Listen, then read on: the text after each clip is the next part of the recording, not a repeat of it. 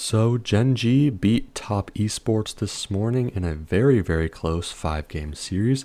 Started out with a clean 2 wins from Gen G, followed by a pretty clean 2 wins from Top, tying it up at 2 games apiece. And heading into Game 5, I honestly thought it was going to be a reverse sweep. I thought Top had the momentum, and especially after the draft phase, I wanted to pick Top to win. But as I'm looking at it more, however, I think Gen G actually has a superior comp. Now, we all know how I feel about Lee Sin in the jungle and a couple other champs. Nidalee is definitely one of those champs. I think this champ sucks, is super useless, especially in competitive play. The skill cap is high, sure, but the consistency is not there. So, as soon as I saw Nidalee on last pick for Gen G, I really thought the game was lost for them. But the more I look at it, the more I realize that Top's draft is probably worse. They have Lucian Nami, which sure is usually strong in the hands of JackeyLove. He's obviously an insane Lucian player. But outside of Nami's E on Lucian, she's not really a champion. Akali just kind of sucks as a champ right now and is very easy to play around.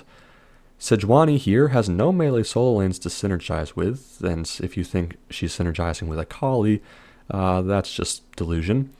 And the Urgot, I guess, is a good counter pick into K'Sante, but if you watch the game, it really didn't translate into much, and it's just kind of another random pick that doesn't belong in the comp. If you look at Gen G's comp, outside of Nidalee, it's pretty basic front to back, kind of just hitting whoever's in front of them, and then the K'Sante buying space in the front line and soaking as much damage as possible. It seems pretty basic, and then the Nidalee's kind of just there. But if you look at Top's comp, it's just super random. You have Lucian Nami, which is like mid to early mid-game pokey style. You have Akali, which is a backline assassin. You have frontline engage CC with Sedge. And then Urgot, I don't really even know what he does here. But considering his short range, he's going to really struggle into the Ashe, the Kalista, and the Corki, especially in the later stages. So as I looked at it more, I thought Gen G actually won the draft pretty hard, even though I think Nidalee's super useless.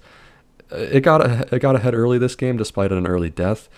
He got a couple cleanup kills and was able to snowball off that. So obviously when a champ gets that fed, they're going to be pretty useful, even if it is Nidalee. But I mean, the Corki alone is enough to win a draft, honestly. I don't know why Chovy's the only person playing Corki. This champ is so turbo broken, and when you see him, just a fundamental champ diff in the mid lane, like Corki versus Akali, of course the Corki's going to be more useful. He's easier to play, he scales better, he's safer. It's just a better champion in general. Same thing goes for Gen G's bot lane.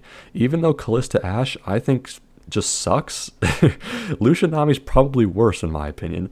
At least the lethality Kalista has opportunities to do things here as she's into more of a squishy team, and the Ashe also has really good range and utility to kite out. She'll outrange the Lucian as well, which will make it hard for him to dash forward, at least theoretically.